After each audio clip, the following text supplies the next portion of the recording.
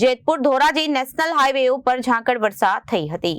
Jetpur Dhoraji road ઉપર વહેલી સવારમાં ગાઢ ધુમ્મસ જોવા મળ્યો હતો।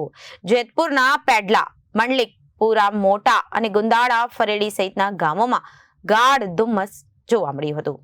જેતપુરમાં ધોરાજી નેશનલ હાઈવે ઉપર ઝાકળ વર્ષા જોવા મળી હતી।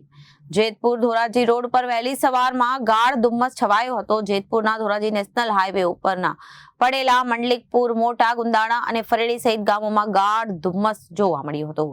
ધુમ્મસને કારણે વિઝિબિલિટીમાં ઘટાડાને કારણે વાહન ચાલકોને લાઇટો ચાલુ રાખવી પડી હતી અને લોકોને મિશ્ર ઋતુનો અનુભવ થયો હતો।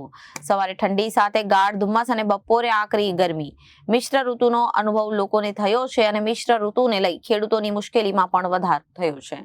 તલ, મગફળી, સોયાબીન સહિતના પાકને અસર થઈ શકે છે તેમજ ખેડૂતોને નુકસાન ભોગવવાનો વારો આવશે તેમ માહિતી સામે આવી છે। Bureau report, Janadesh news, Jetpur.